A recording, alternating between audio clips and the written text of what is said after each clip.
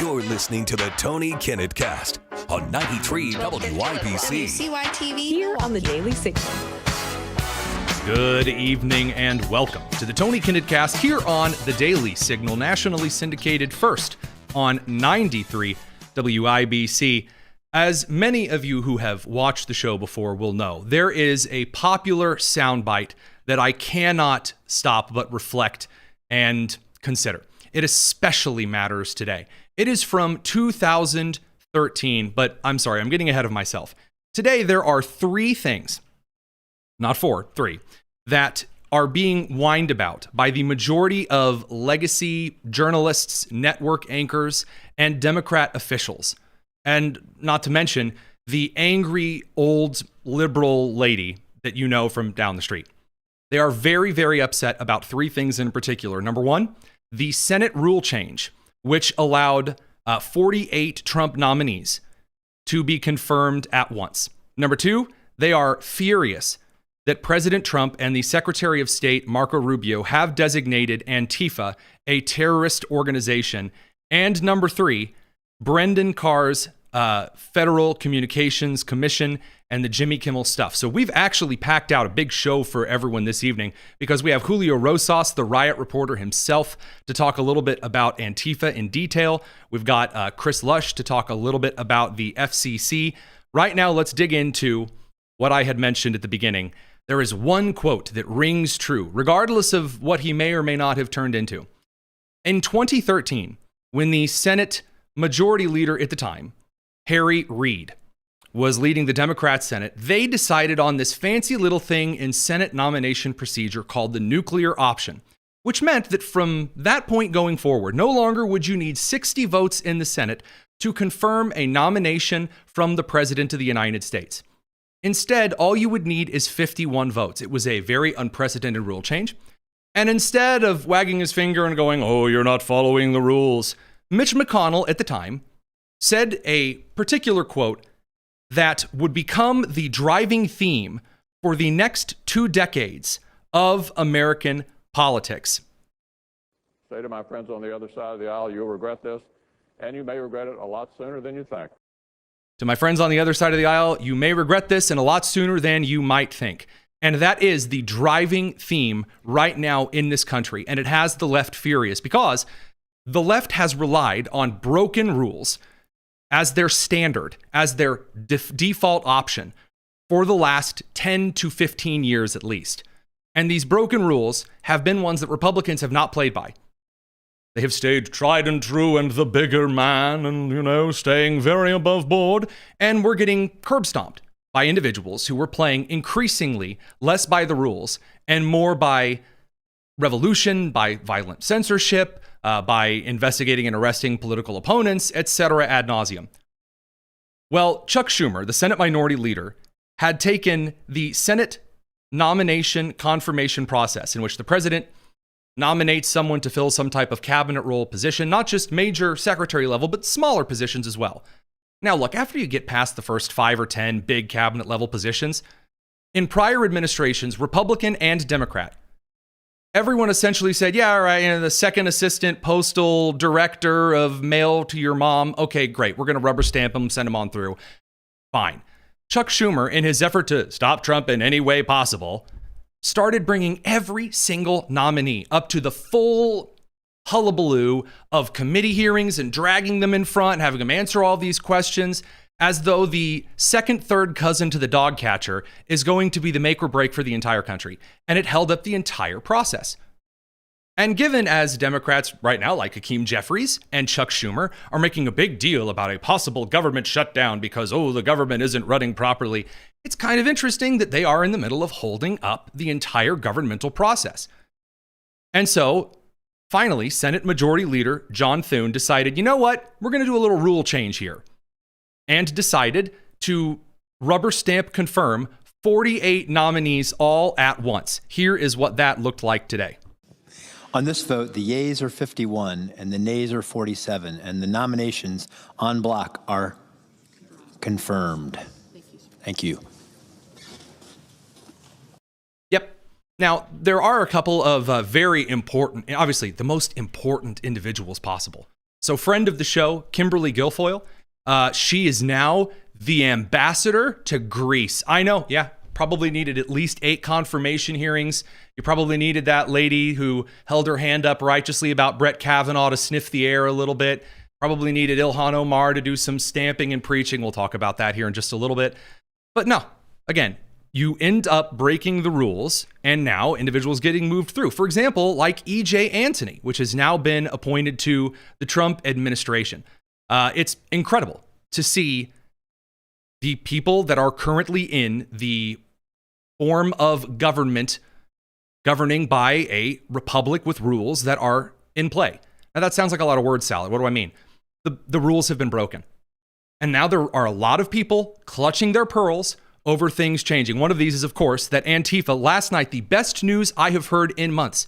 What I voted for was Antifa, the violent collection of terror cells around this country, which have been responsible for numerous murders, brutal attacks, vandalism, burning down entire city blocks, threatening yours truly and my family, and responsible for killing my friends. That group is now classified as a terror organization. That is one of the best moves from the Trump administration. It should have been done a long time ago. From the president last night, I am pleased to inform our many USA patriots that I am designating Antifa a sick, dangerous, radical left disaster as a major terrorist organization.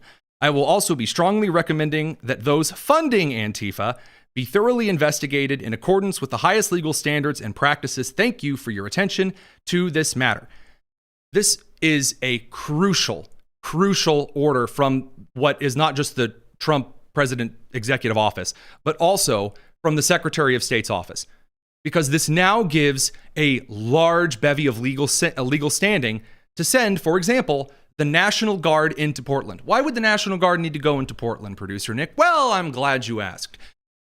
Portland, over the last month and a half, has had a group of Antifa individuals with, again, detailed cells with websites that say this is the organization of this chapter of Antifa, who have been essentially laying siege to federal buildings in Portland. Here was the president on that less than 2 weeks ago. I will say this. I watched today. I didn't know that was continuing to go on, but Portland is unbelievable what's going on in Portland.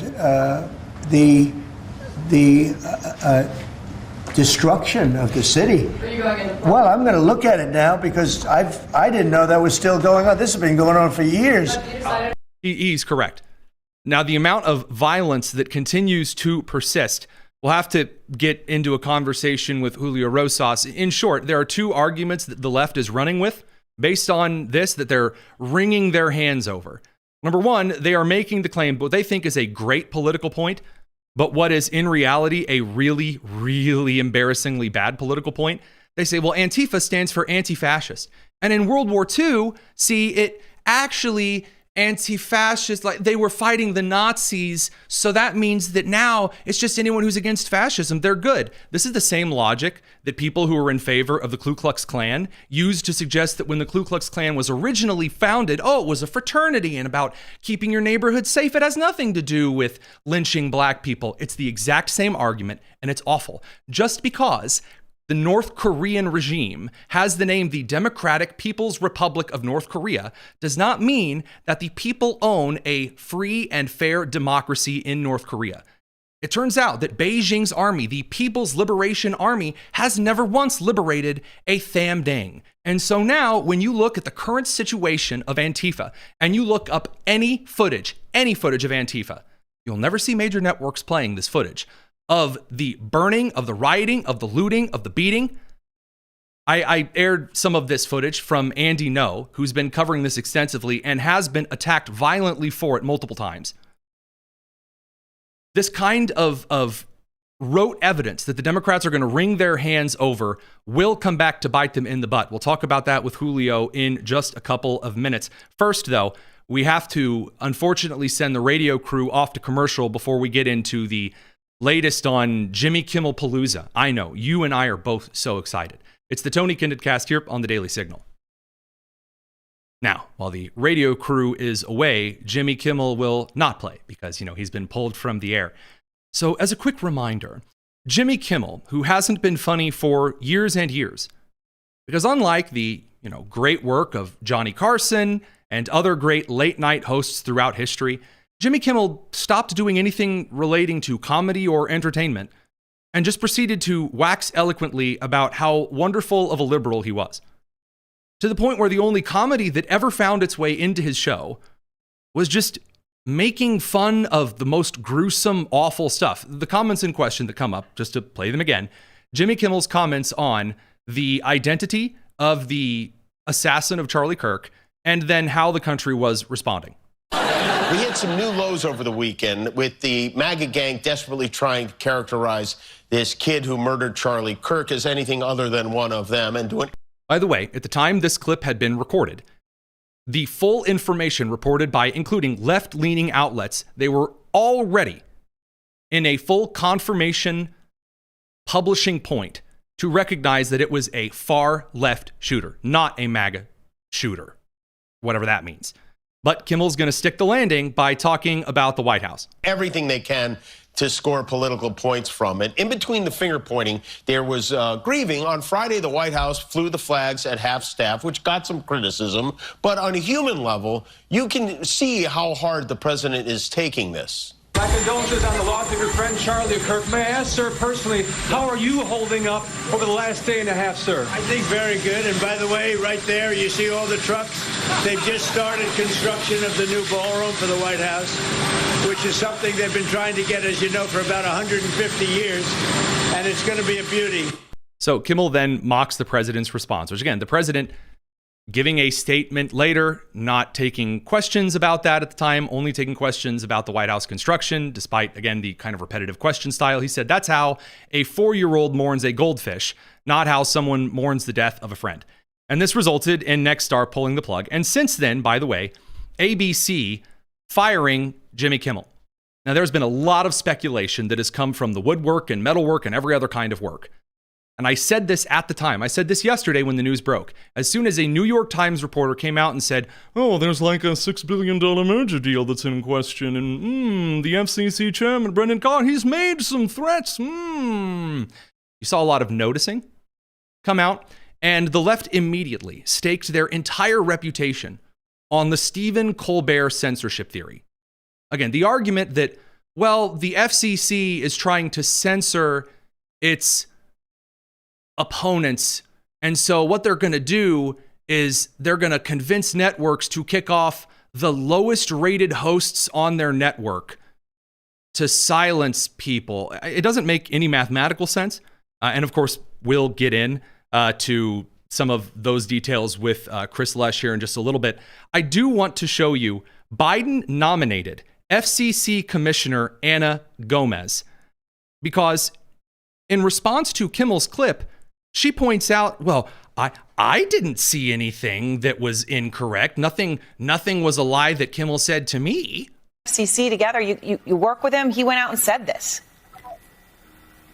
So I think we really need to make very clear that the First Amendment does not allow us, the FCC, to tell broadcasters what they can broadcast. That's not true, by the way. The First Amendment does allow those on licensed spectrum to be regulated, even though I don't like FCC regulation, in what it is that they broadcast regarding both the reporting of the news and electoral interference, along with, for example, not being allowed to commit slander or libel. She's just wrong. And these aren't hard to read laws. These are written in simple English. Personally, I'd rather not speak ill of the dead, but I understand Jimmy Kimmel is a satirist and a comedian. I saw the clip. He did not make any unfounded claims, but he did make a joke. Okay, that's just not true. That's not true. He made an unfounded claim about the identity of the shooter, and then he didn't make a joke. He was just scornful. We've got to bring the radio crew back. We're going to talk about it a little more. It's the Tony Kinnett Cast. Don't go anywhere.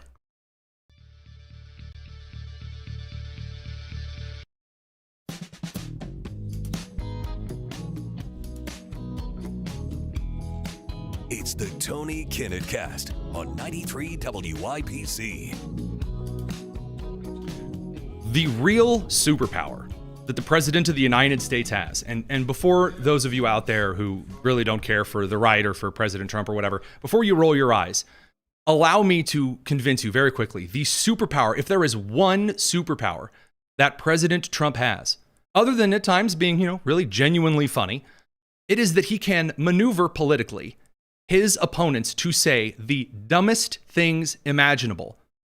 Quick history lesson here. You will recall that the entire left wing of the American political system was united in outrage over Maryland father Kilmar Abrego Garcia, an illegal immigrant from El Salvador, an MS-13 tattooed gang member who is, according to court records, had restraining orders filed against him for beating his wife, endangering children that weren't even his, as if that weren't already bad enough, and was highly suspected of human trafficking due to video that we have of extra seats being added illegally, violating Department of Transportation regulations, to a vehicle that illegal immigrants often modify that way to participate in human trafficking.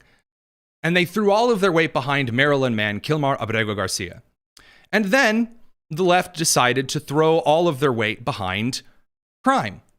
Because, we can't allow Trump to say that the National Guard actually got D.C. under control. So they threw all of their weight behind crime and said, no, you're not seeing anything. You're not hearing anything. Crime is totally fine and wonderful.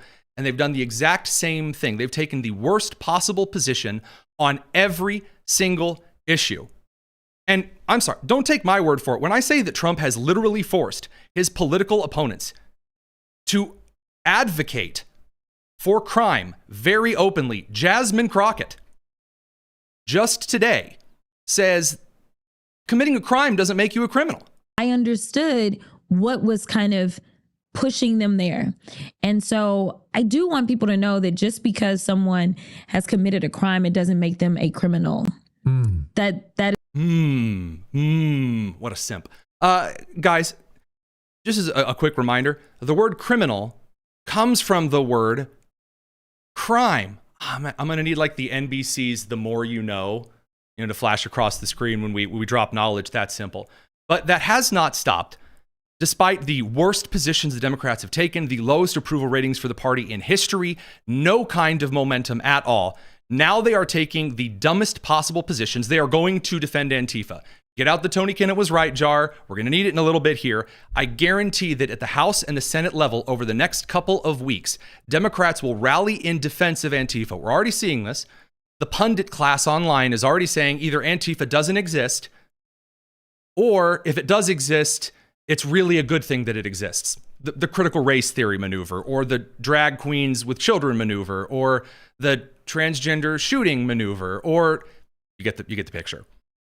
Now, regarding the FCC position, they are now also going to take the exact same really horrible, really stupid position on Jimmy Kimmel. So Keith Olbermann, who is unemployed, by the way, after Sinclair, which hosts a lot of the ABC affiliate stations, because, guys, Spectrum affiliation, like syndication agreements, that is a legal and nightmare and headache. It is exhausting. But Keith Olbermann came out after Sinclair announced that while Jimmy Kimmel's show was pulled off the air, that they would be airing a special remembrance of Charlie Kirk during the Jimmy Kimmel Live Friday time slot. And this is how Keith Olbermann decided to respond. And I quote, "Burn in hell, Sinclair, alongside Charlie Kirk," end quote. Now, given how Americans at large, given the moments of silence at major sporting stadiums, given how the entire country in civilized society has responded to this, including the center, the cultural shift, this is not what you want prominent left-wing members of the media and the punditry class to be saying. I guess she's still with the DNC. She's some kind of an influencer. She was hired by the DNC to reach out to young men, which is interesting. Olivia Giuliana, I'm going to keep a lot of my comments to myself, posted a weirdly, I guess, Microsoft Paint kind of cheaply edited picture of Jimmy Kimmel that says "Free Jimmy Kimmel School Walkout," which I'm sorry, this means that she got this from like a free insert first name, last name school walkout poster, because the font, I'm going to show myself a nerd here. The font for Free School Walkout and the Time are Arial, and the font for Jimmy and Kimmel is Impact. So there's like no effort given to this at all. She says, so at noon, 12 p.m., another prominent media personality noted that Juliana would not be skipping anything at 12 p.m. because that's lunchtime. I think that's pretty fair. You have officials like Gavin Newsom that have come out to point out that, well, Brendan Carr, because this is the new rumor, he made threats. Oh, the FCC made threats to ABC. That's why they canceled it all. Oh, man. So Gavin Newsom comes out with this dunk that in 2022, Brendan Carr, not at the FCC at the time, said, and I quote, "President Biden is right. Political satire is one of the oldest and most important forms of speech. It challenges those in power while using humor to draw more people into the discussion. That's why people in influential positions have always targeted it for censorship." Okay. I run a really goofy, stupid satire account on X called the Ministry of Truth. One of the things that it focuses on is satire. It is a satirical account. I hate to break it to you, but I'm going to call experience as the argument evidence here. Nothing that Jimmy Kimmel said was satire. He didn't say satire. Saying that's how a 4-year-old mourns a goldfish is a comparison. That's not satire. Saying, well, the shooter, the right spent the entire weekend trying to convince themselves the shooter was not one of them. Or MAGA spent the entire weekend, however he phrased that exactly. That's not satire. Satire is like a fake headline or a skit where you say something outrageous in order to point out how outrageous certain facets of life that are similar to those things are. It's satire. A Modest Proposal says that since we don't like children in the UK so much, we should boil them in oil and send them to the mines. It was by Jonathan Swift. It's an excellent short essay. He wasn't actually calling for people to be sent to the mines and boiled, but he was saying, look, we don't care about our kids already, so therefore why don't we just do this? That's satire. What Jimmy Kimmel said, it's not, so Gavin Newsom not understanding how words work, I'm not shocked. Justice Sotomayor, Obama's, as he called her, the wise Latina, she also has struggled at the response to people sending in things from Charlie Kirk, their celebrations of Charlie Kirk's death. This is how she responded to that over the weekend. And the thing that gets to me is every time I listen to a lawyer-trained representative saying we should criminalize free speech in some way, I think to myself, that law school failed. So she's responding to the claim that someone should be reported to their boss because they said, it's good that Charlie is dead, I hope more die, that kind of stuff that's gotten people fired. And it's really funny because Sotomayor wrote in prior Supreme Court decisions, for example, in the Citizens United case, against their First Amendment rights. And she was criticized by her own members of the bench, like her own side of the bench, for how awful that decision was. But I digress. One of my personal favorites, however, is from Jake Tapper. Jake Tapper, he's got a cool, new, incredible theory. And it was so good, he had to stop what he was doing and record it on the train, which is just hilarious. I'm on the train, but there's another wrinkle in the Jimmy Kimmel Live situation that I wanted to tell you about, and that is this all now comes down to the decision that will be made by Disney CEO Bob Iger. Disney, of course, owns ABC. So originally, the theory was, Nexstar wants to merge with Tengu or whatever, and so therefore the FCC threatened him, that'll get him. Now it's pivoted. It's all about Bob Iger and Disney. Iger also finds himself in the position where he needs the Trump administration's approval for a big business deal. Disney, Hulu want to acquire Fubo. Disney and Hulu want to acquire Fubo. Wow. I mean, of course, I have no idea what the heck Fubo, Tengu. There's a meme. And I'm sorry, I'll let the radio crew head to commercial. We'll see you guys in a second. It's the Tony Kinnett Cast. All right, on the live stream here, there is a meme that I do deeply love, that the names of streaming platforms are becoming increasingly stupid. And I swear, people are just making things up at this point. We are going slowly back to cable TV. The joke is, if you've seen the new show, it's on Tubu. It's literally on Hebe. It's on Pootie with ads. It's on Dippy. It's on Gumpy, Phoebo Original. It's on Poob. Watch it on Poob. Go to Poob. Log into Poob. Go to Poob. Dive into Poob. I'm sorry. If you really think that Disney is more concerned than anything about whether or not they can acquire Poobidoob or whatever the latest Fubo Magoo platform is. No. I'm sorry. We're going to talk about that with Chris Lesh in a little bit here, but I do want to share with you some of the best bits of news from today in the individuals that President Donald Trump has somehow convinced to be the banner carriers for the Democrat Party and to not only be the dumbest members of the party, which is quite an achievement, but also the loudest. I'm, of course, talking about the squad. Jasmine Crockett today got in an argument with Marjorie Taylor Greene about the identity of the assassin of Charlie Kirk. We're still doing this, guys. It's been a week. We have all kinds of confirmation now. The assassin who played gay furry porn games while hanging out with his boyfriend, the transgender dude, while writing "Catch This Fascist" on the bullet, etc. Here's Jasmine Crockett, though, whipping out the Sherlock Holmes hat. Looks like Yahoo News. It says Charlie Kirk suspect's grandma says family is all MAGA. Without objection, so ordered. Chair. Jasmine Crockett gets out in front of everyone and says, guys, according to Yahoo News, according to Yahoo, yes, we got him. The killer's grandma said the whole family was MAGA. No way. Guys, up until last year, my grandmother on my mother's side, God rest her soul, she thought that I was studying to be a train engineer.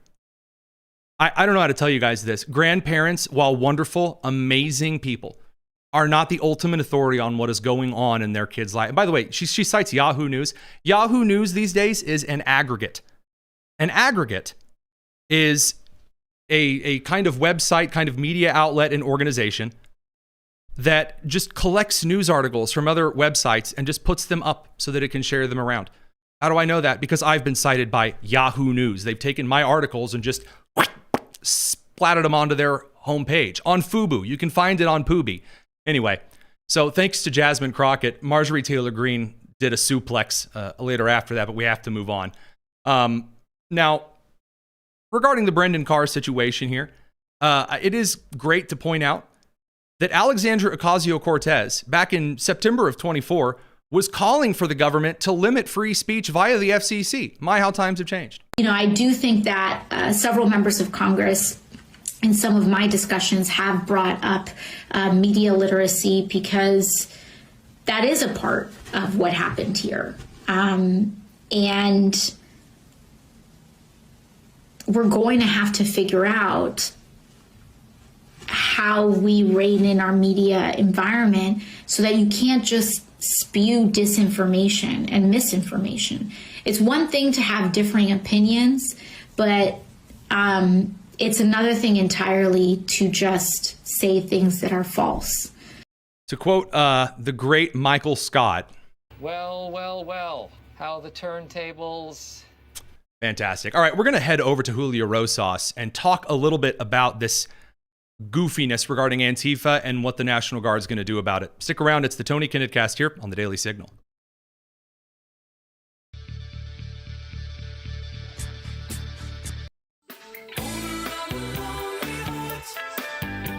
You're listening to the Tony Kinnett Cast on 93 WIBC. We got Julio Rosas, the man who is not only in every single piece of riot footage that I can find in incredible disguise, but also the guy who is consistently publishing more stuff than anybody except maybe Andy No. And that's just because I think some of those Antifa guys got a crush on him. Julio, how's it going? Doing good, man. Doing good. Thanks for having me. So you've been covering all the Chicago Antifa nonsense. By the way, it's just an idea, not an organization, or haven't you heard? Since don't want to get out there. What is your response? Just as someone who's been on the ground in these riots, you and I enjoying a nice cup of tea while they shoved the fence over at the DNC. Just a quick question. What is your response to Antifa being declared a terror organization by the Secretary of State and President's offices? Yeah, I mean, it's something that's kind of long overdue, right? I mean, the consistent problem, quote unquote, that people have said, and Democrats are saying this right now, is we were joking about earlier, where it's just an idea. It's not really an organization. So how can you do this or that and the other with it? How can you be a member if it doesn't actually exist? And of course, that's just nonsense. Antifa does exist because they say, well, it's an ideology. It's like, well, right. It's an ideology because there's a group of people that believe and act on it, right? I mean, like, sure, also, they don't have... I'm sorry. It's got chapters. It does. They have social media pages, websites that are documented. You're right. So they purposefully are decentralized. They do, there's obviously no national figure. There's no national spokesperson. But in many cities, in a lot of cities, particularly Pacific Northwest, you have Rose City Antifa that's been around since 2007. You have the Youth Liberation Front and its various affiliates. But also, you don't need to be part of a declared quote unquote group to be part of just a group, right? I mean, that's just how things. You have a friend group, right? So, this idea that the government can't crack down on this movement because again, there's people involved in this is patently absurd. I mean, the FBI under the Biden administration was monitoring parents at school board meetings, right? And they weren't part of an official group, but there was federal government, surveillance at a minimum on that. So if they can go after peaceful, concerned parents, they can certainly go after groups that are organizing riots and protests, especially now with the ICE enforcement operations that are happening across the country. So this idea that it's not an official organization, so we can't really go after it is complete nonsense. Well, and this is one of the things I wanted to pivot to. I don't know how much we can really reveal on air here.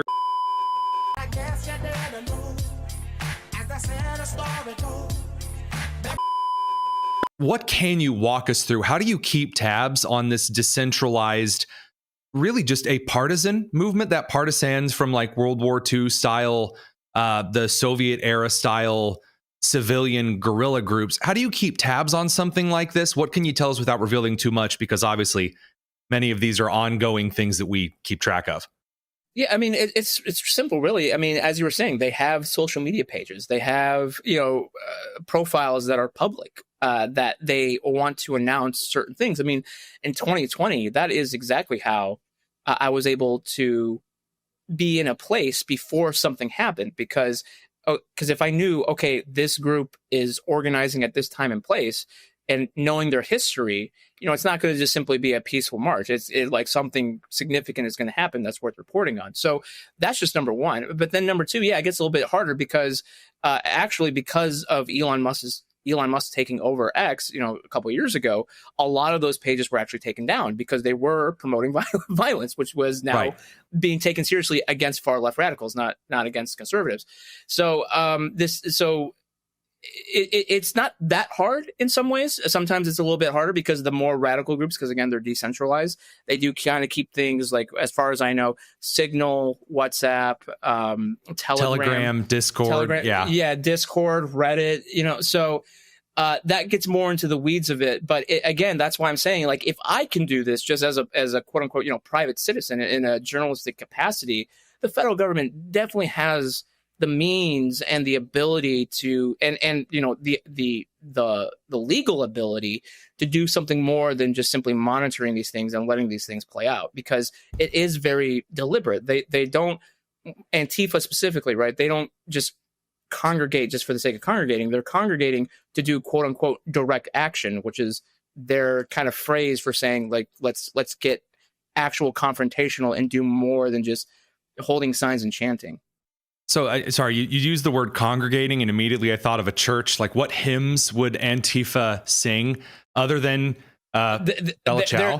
Their protest songs are very cringy and repetitive. Yeah, that's what came to my mind. All of the, we'll fight till dawn, till dusk, and all of the other, like, really silly old people songs. Took back what he stole from us. Took it back. Took back our dignity. Took it back. But sorry, aside when you're with them for 4 hours, night after night, I eventually put my AirPods in at a certain point because I'm like, I'm just going to listen to some Jason Aldean while I wait for the fireworks to start.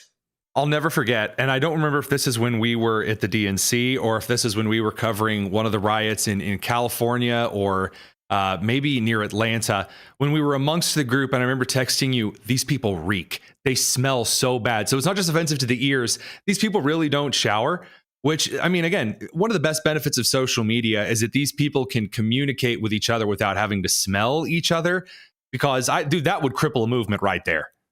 It is certainly NBC training being put to use for sure. So I want to pivot from this to what you think are the best steps for individuals to cover this kind of stuff and amplify it. Because right now you have a large social media campaign, which is reporting and really just amplifying really disgusting messages, celebrating death and murder under people's public profiles, to their employers and things like that. I've received a couple of questions as to why we on our show and a couple of our allies haven't been as vocal on that, mostly because there's work to do behind the scenes, but I don't want to step on your toes. What do you think that people can do right now to really amplify the work that is going to be ahead in beginning to target specific terror organizations inside the United States? Well, one, I would say that, I mean, it's frustrating on my end because I have, I'm impatient, but believe it or not, you don't say. Yeah, there's going to need to be patience involved. I mean, I understand like the ability, like we have to go in and go hard, and I agree with that sentiment. But these things take time, right? It takes time to build a case. It takes time to see how these groups operate. I am absolutely positive that they are going to start changing their tactics now that they can actually be swept up. And for example, I was in Los Angeles for Mexican Independence Day this week to cover a protest, and it was almost non-existent. I mean, there were so few people that showed up to this and went to the federal building because just months ago, there were tens of thousands of people there. And so I think one of those factors is this crackdown that's coming. So it's gonna take time to build these cases. Like I said, they are a little bit hard to get the law enforcement to get their arms around because they are decentralized. As idiotic as their ideas are, they're not stupid. No, partisan tactics work. They just do. Yeah, they know how to cover their tracks. Again, that's not to say it's impossible to know who they are, but part of the reason why they've been able to go on for so long, like in Portland, is because they take steps to cover their faces, to not bring personal cell phones, so like they can't get pinged that they were in the area. So just being like these basic, eluding tactics does work, right? It takes more effort, and that's why now that the federal government is really going to be cracking down on it is significant, because if anybody has the ability to find who these people are, it's the feds. And again, it's not without cause, right? No, I mean, this has been going on. The vast networks that mobilized people back in 2020, and we saw how destructive that was. The networks did not go away. Some people were held accountable, in my opinion, not enough, and not nearly to the extent that they should have been. But the networks stayed. And so that's why it's significant that President Trump, Stephen Miller, they're all saying, yeah, we're going after the networks. We're going after the funders.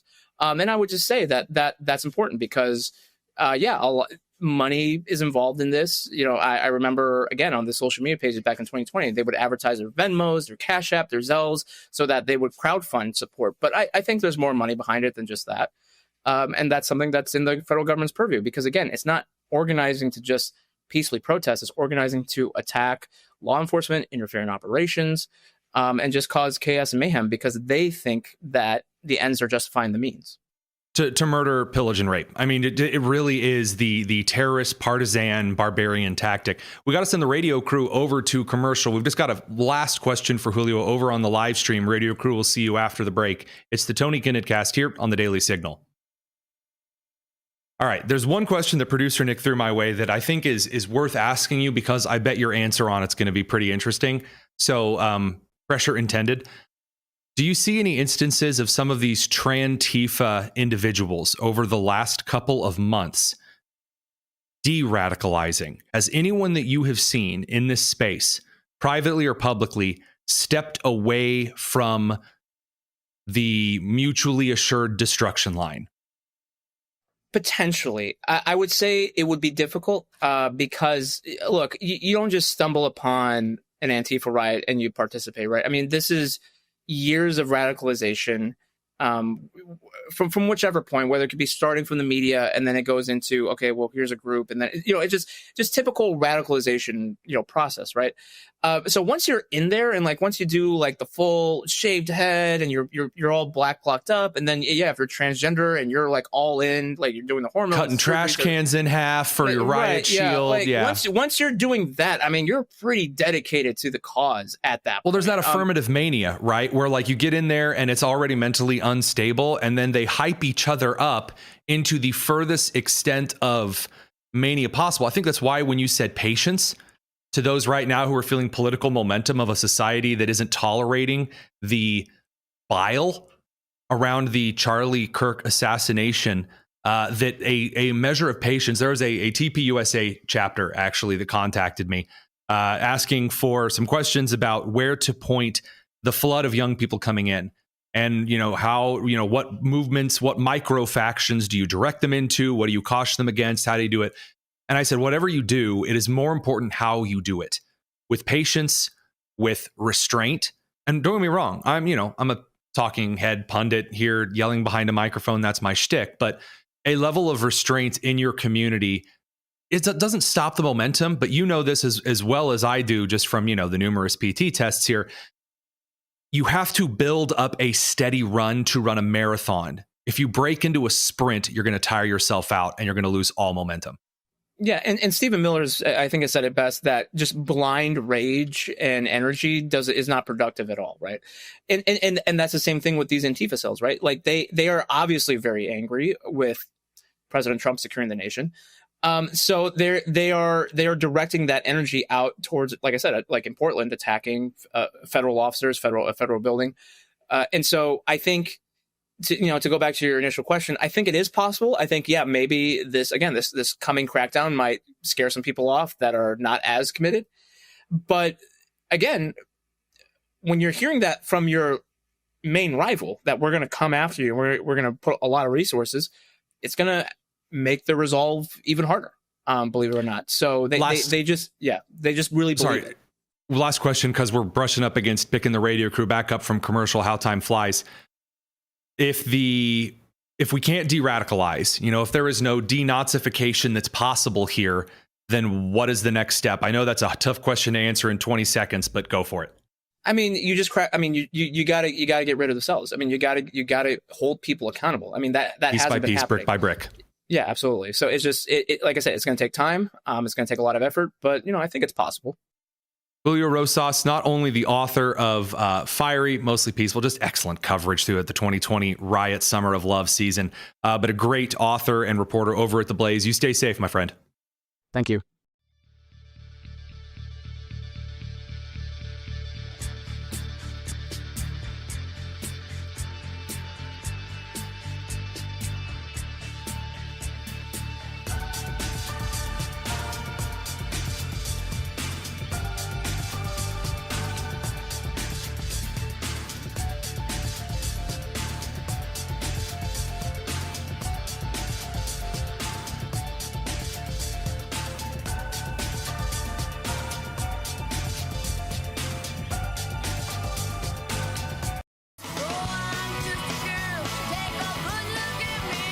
This is the Tony Kinnett Cast on 93 WIBC.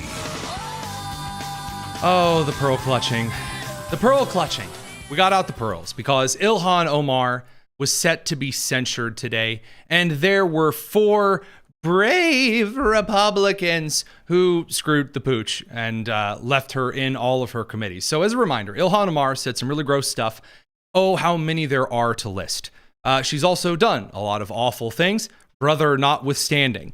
But in this case, Ilhan Omar, yet again, in a church saying why, she doesn't give a bleep.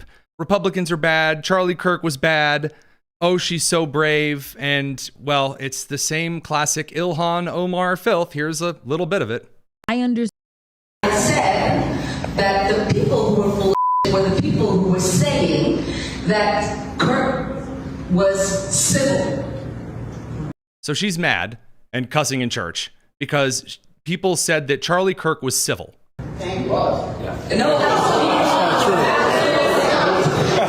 So she says, no, absolutely not, 2 or 3 times. Who called for public execution of people he disagreed with is not civil. So this is her issue. She proceeds to go on a rant that what Republicans disagree with on Democrats, that's not civil.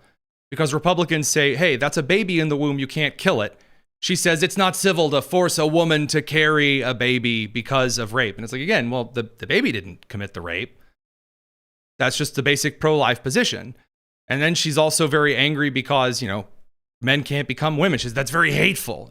No, if you can't handle political disagreement, you think everything is hate and that justifies violence, that's a you problem. And that's a you problem that should bear consequences. And so there was a measure put forward by Representative Nancy Mace to censure her from Congress and also to remove her from committee assignments.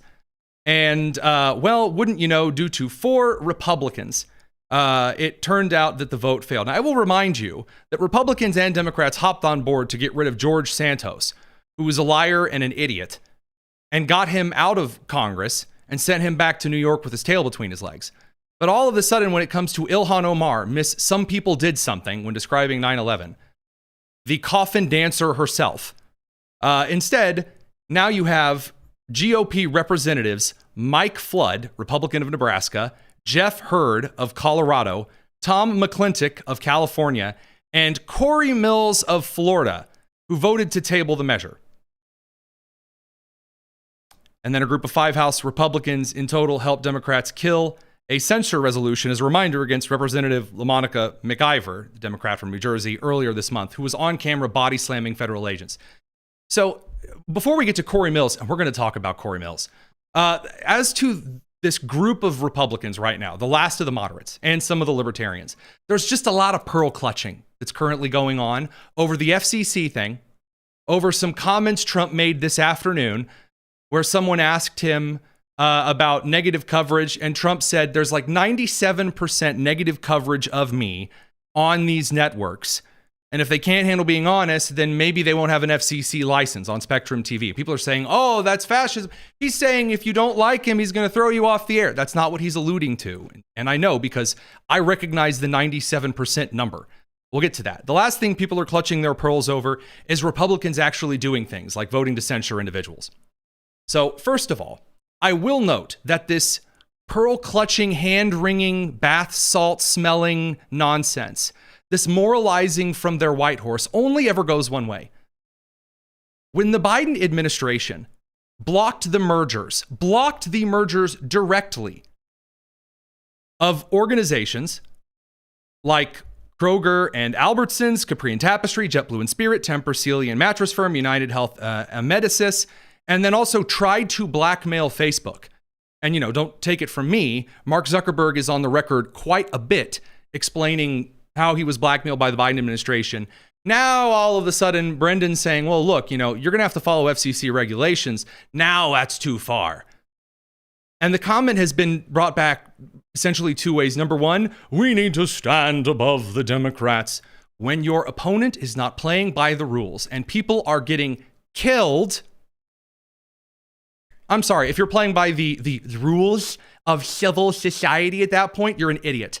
You're an idiot because you stand idly by while people are being shot. And the videos of Charlie Kirk, as a reminder, show civility. Things that people don't like about him, they try to twist and manipulate words and out of context phrases to make him sound really bad. And even people on the far left are watching his videos and coming to the conclusion, wow, this dude's like really civil. Number two, the worst argument on earth at the present time from a lot of these woke scold goobers on the moderate parts of the Republican Party and the libertarian crews that say, well, you're really going to not like it, Mr. Talk Show host. When the Democrats are back in power, they're going to weaponize the FCC against you now. The Biden FCC participated in the blackmailing of Meta. Kamala Harris, in her campaign, promised to pack the Supreme Court, admit several states into the union, permanently alter the balance of power in the Senate, fully weaponize the FTC, SEC, and FCC. These are already part of the playbook, boys and girls. Oh, they're going to get you. Yeah, they're going to get you anyway.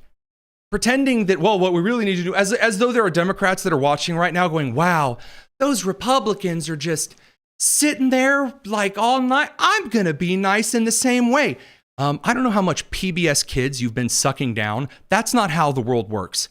The Antifa crew, the youths of the Democrat Party who are burning things down, who are consistently committing murders, assaults, attacks, political violence, vandalism, targeted incidents all over the country, are not going to suddenly start playing by the rules because you in suburban Who Cares decided you are too noble to do this.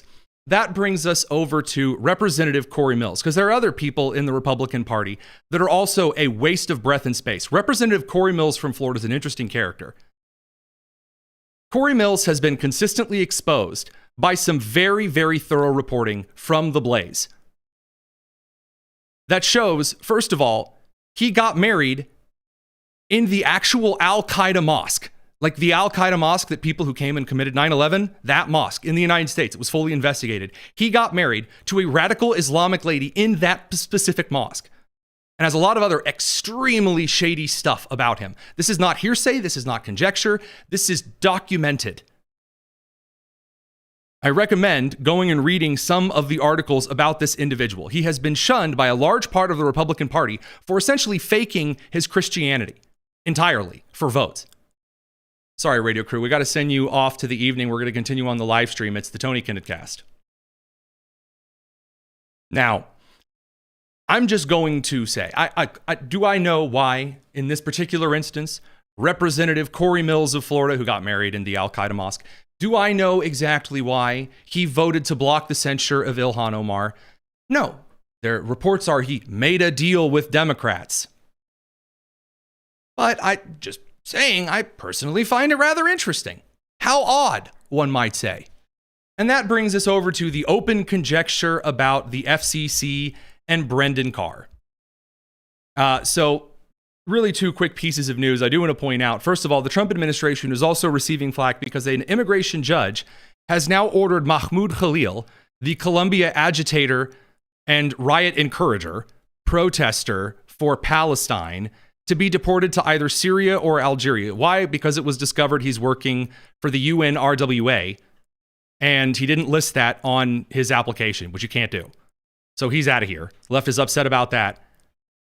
And in the meantime, 3 police officers have been killed and 2 wounded in a York County shooting in Pennsylvania. The suspect is dead. And individuals on the left, like this guy named Chris Gebhardt, quote, 3 confirmed dead pigs in Spring Grove. What a wonderful day to be alive. So in case you were wondering like what the rules of the game were right now, what the pieces are that are on the board, and what legacy media outlets refuse to cover. Comments refuse to cover. No one's celebrating any kind of death. No one. It's all moderate. It's all wonderful, except for Trump. He's instituting a fascist takeover of the FCC. We got to sit down with Chris Lush a little bit and talk about this FCC situation in detail because Brendan Carr went on Dana Lesh and walked through the procedures. And it just so happens that the story you are currently being spoon-fed on these larger legacy media outlets are full of it. Check it out. Brendan Carr, the FCC, and Jimmy Kimmel. Things that sound about as exciting to talk about as going to the DMV with a head cold. So to break this head cold in half, because people are already being ridiculous about it, we've got on Chris Lesh, one of the great guys on the broadcasting supersphere, who just so happens to be a decent, normal dude, which, believe it or not, is a rarity these days. Chris, thanks for joining us. I appreciate that. I don't know if any of your viewers are going to look at me and think I'm normal, but, you know, I'm a little eccentric, but I come by it honestly. But as far as my beliefs, I think I'm about as normal as you can get, obviously. Well, I'm seeing a normal black t-shirt instead of a dress, so already doing better than the good representative from the state of Delaware, I'd say, just to kick things off there. I could tell you some stories about my band days, you know, but I'll save that for another conversation we have down the line. We'll have to schedule that one in, maybe an exclusive. All right, so to talk about the situation, just to recap, as though people haven't already scrolled through every social media take on this, Jimmy Kimmel was paused, pulled, suspended indefinitely by the Nexstar Group, by ABC, Disney Media, that blubbering mass of an organization. They said because of Jimmy Kimmel's comments regarding the assassination of Charlie Kirk and those who mourn, and then the identity of the assassin in that case. And since that moment, I knew as soon as I saw New York Times journalists tweet about it, that this was going to be another Stephen Colbert conspiracy. So just a quote really quick from the New York Times, Lauren Hirsch, Nexstar, which is trying to get its $6.2 billion deal with Tenga approved, says it will preempt Jimmy Kimmel for the foreseeable future. So we're in conspiracy land because they say Brendan Carr made a bunch of threats. What do you make of that? I think it's baloney. I think it's garbage. Here's the truth of it. Jimmy Kimmel went on his program in the wake of our friend Charlie Kirk being assassinated in public in front of a bunch of college-age kids, horrifically. And before he had any facts, and by the way, those of us who paid any attention pretty much already knew who did this and why he did it. We knew about the engravings on the bullet casings, on the cartridges. We knew what rifle it was, and we were just kind of waiting to figure out what the guy's name was. But we knew this was a leftist that did this. But Jimmy Kimmel went on his program and gaslit his audience, which America, however you want to slice it, I think is still a center-right country, most of all, over 50%. And he lied. He said that it was a MAGA-type person that did this. It was one of our own. And he not only lied about it, he insulted his own audience. He insulted their intelligence. And these companies that have we work in broadcasting. My wife is, she's on a nationally syndicated radio show. It's a completely different animal than a podcast or something that you can do completely on the internet, because you have iHeartRadio, WIBC's for our home station. The FCC, because we're on Spectrum, we have rules we have to play by. That's just the way it is. You can't play fast and loose with the facts or any of that stuff. You can have your own opinion about whatever you want. But there's things that you have to, kind of toe the line on, because you have a responsibility, because the people who are broadcasting your show have put up the money to put that out there, and they have to rent those airwaves from the government, the FCC. And, that's just the way it is. It's kind of like the rules of the road when you're driving. So the idea that the FCC had put any kind of pressure on that was completely stomped today when Brendan Carr of the FCC came on my wife's program. So they were saying that Carr himself did it. The chairman of the Federal Communications Commission, Brendan Carr, now joins us via video. Mr. Chairman, it's good to see you. I just wanted to get your response to this. So apparently you called up ABC and Nexstar in Sinclair, and you personally put pressure on them to get Jimmy Kimmel fired. Is that true?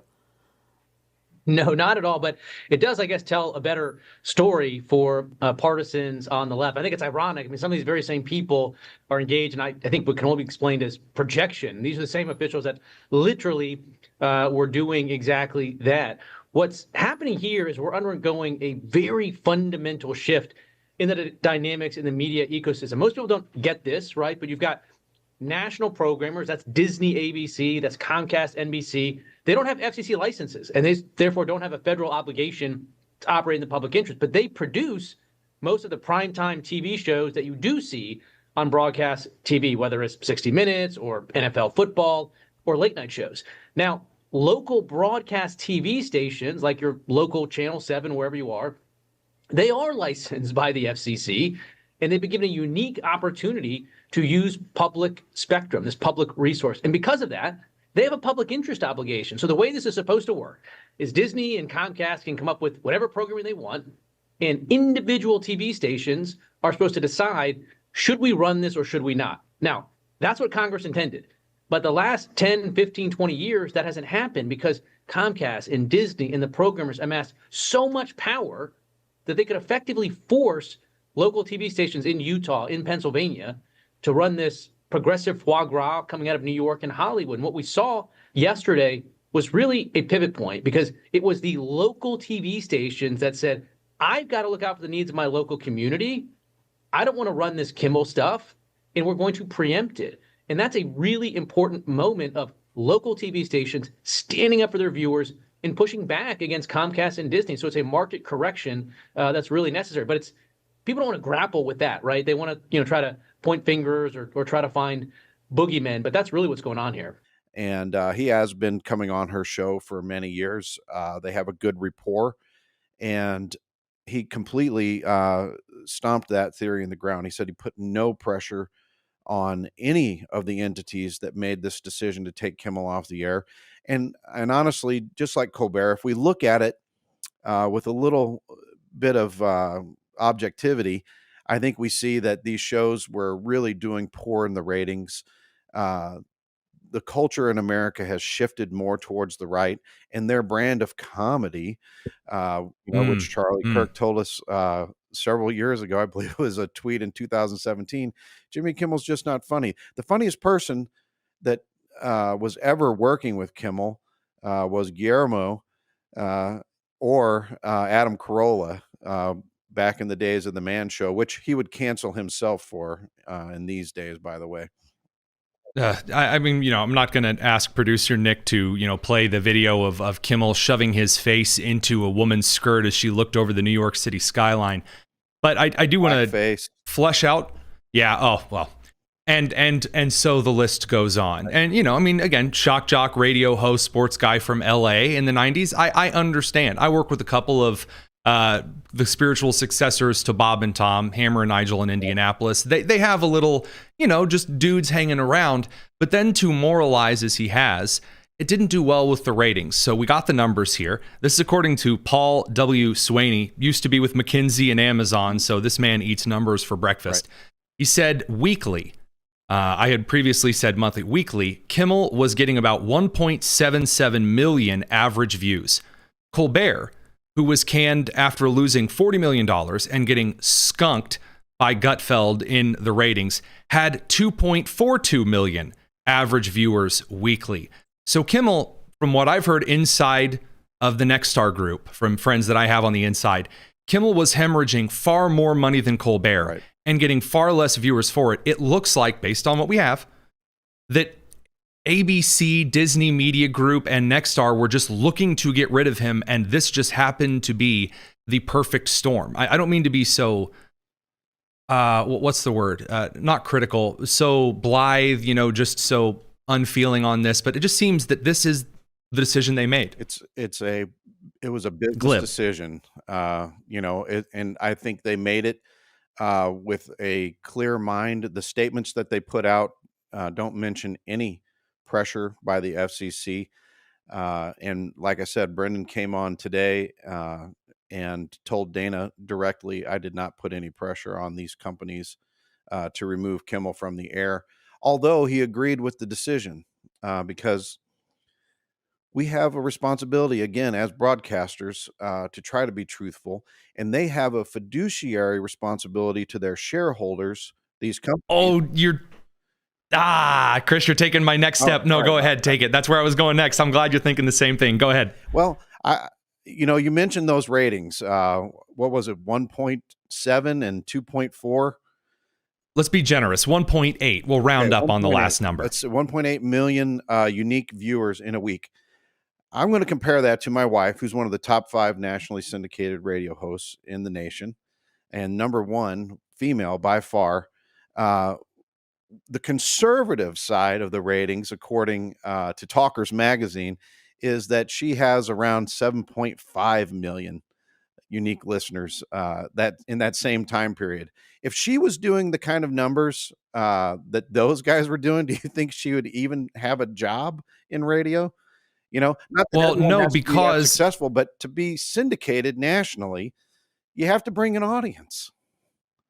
And just to really, again, flesh out the point and bring the receipt here, iHeart Communications is on the NASDAQ. Yes. And so if she takes responsibilities and then there are excuses, or excuse me, if she takes, let's just say she just makes some bad decisions. She takes some, liberties with the brand, and then iHeart makes excuses for that against the shareholders.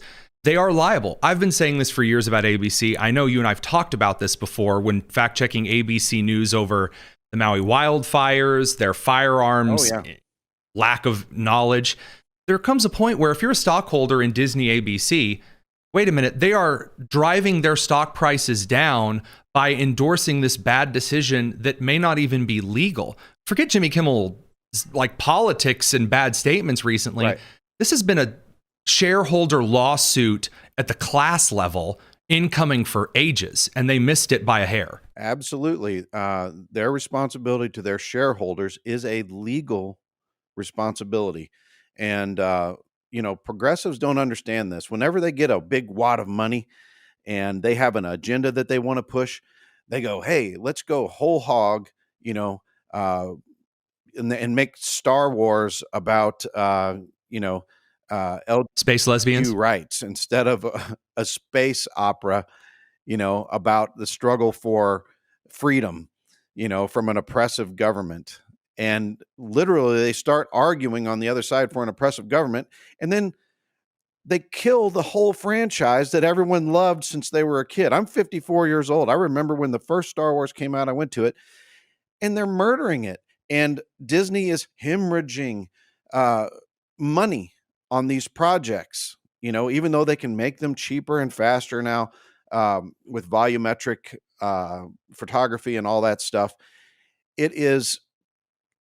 It's getting to the point for that company where they're going to have to do the same kind of kimmeling to a lot of their properties, Marvel properties included. They are destroying the good intellectual property that they have by injecting their own political influence, their own cultural influence into it. And I'm not saying that shouldn't come through from an artist or a director or whatever, but it should be like a footnote, a little bitty thing. It shouldn't change the character of an entire beloved franchise that people have come to know. And it's a lot like Kimmel. He has stuck his foot in his mouth so far from his days doing the Man Show to now. It's amazing he can get a word out. I gotta say, I'm not sure if that's his heel or his uvula at this point, but the question that I have for you, because again, we consume and kind of keep track of the media. Media accountability is our game. Your wife, of course, has perfected this in broadcasting. We've seen this time and time again with various hosts. Now we've kind of got a bit of a tipping point. Colbert is gone. You can tell the ladies in their seats at The View are a little bit nervous here. Where do you see the future hosts? Like, you've got Fallon, who Trump mentioned in that tweet. You've got that other dude with Seth Meyers, I think, producer Nick. Yeah, that's right. Yep. And then you've got a lot of other minor hosts who aren't on as large affiliate networks, but they're still out there. Do you see any kind of a change? Like, hey, be funny again? When's the last time we saw Jimmy Fallon do that Stepdad Gary sketch with like Taylor Swift? That was funny. It's a lot better than, Trump caricatures. Right. Or when he's having a sing off with one of his, pop singer guests or something like that. I think he can be genuinely funny when he's just wanting to be funny. I'm not sure Jimmy Kimmel ever could have been funny to be funny. He might have had a quick witticism here or there, but Fallon, when he has like Timberlake or somebody like that on, those kind of rapports are funny to the viewers. The problem comes when these late night hosts make it too pointed in one direction when they have their political views come out. Johnny Carson was the greatest all-time late night talk show host. I don't think anybody denies that. He never spent a lot of time pointing a finger one way or the other. And if you call it down the middle like that, most of America goes, hey, this guy's fair. He's just funny. He's being funny both ways. Same with Jay Leno. Mm-hmm. I think even Letterman, who went far further to the left, was still able to see the absurdities from his own side and poke fun at them and still just have fun and be a funny guy. He had great segments with Ted Nugent years ago. He'd have him come on and sing Christmas songs and stuff like that. To me, that's when the host is magnanimous enough to go, 50% of my audience plus really loves Ted Nugent. And nobody can deny the guy's music. And by the way, full disclosure, Ted is a very close friend of mine. He texted me about 20 minutes before I came on your show. Thanks for the disclosure. I don't want to look like I'm, completely impartial here, because I'm not. Ted's amazing. And an amazing guitarist. And the fact that he's not in the Rock and Roll Hall of Fame speaks to that institution's political viewpoints, because if it's about fame, there's not a lot of musicians that are more famous than Ted Nugent, especially just for doing music. I digress. I don't know what's going to happen to the rest of them. I don't think they can fire everybody. I think Fallon is probably the guy that makes the cut, because he's the one that had Trump on. He did the hair thing with him. And then everybody was mad. You humanized Trump. What do you mean humanized him? He's a human. I posted a picture of Trump on with Dana from CPAC years ago, 2015. Was the first time we'd met him in person, but he had corresponded with Dana for a couple of years, and we could see him, the gears are turning. I might get into politics, and a guy that had really described himself as being a progressive most of his life and a Democrat was going, hey, this ain't right, and the same people that are mad about Kimmel getting canceled didn't care that they were cheering when President Trump got kicked off of X, a president. Right.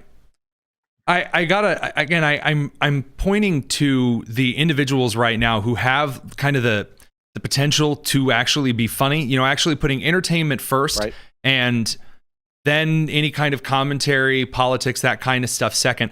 I'd probably guess that the future probably rests in some of these stand-up comedians that have the ability to poke fun at both sides of the aisle when is necessary, and then also take a couple of steps back. And you can tell because they'll bring them on Saturday Night Live, and those will be the best episodes of all. Like the George Washington sketch about, the name of the hot dog not having anything to do with dogs or something like that. Those are some of the best modern entertainment, kind of large, middle of the lane legacy comedies. I just don't see any of those guys being brought forward to cover Kimmel's slot. I hope I'm wrong. I think they should. I think they should bring up, Sebastian Maniscalco out onto the stage and just let him talk for an hour, just one night, just to fill the gap. I think it'd be a lot better than what they've been doing. I think it'd be amazing if they brought on a leftist comic that was actually funny. People would watch. Most of those guys are fairly leftists. And when they're doing their comedy, even when they're skewering our side, we laugh at it. We go, oh yeah, there's a couple guys on our side that are like that. I can laugh at that. Or I'm like that sometimes. Ha ha ha. We're sorry we're not able to play the entire interview. Chris and I got to talk about a lot, and it went on a lot longer than even bonus tonus time can handle. So we're going to upload that as a separate interview pretty soon. Trust us, it's excellent. You're going to want to hear all of it. With that said, thank you very much for stopping by the Tony Kinnett cast this evening. We'll see you tomorrow. Take care.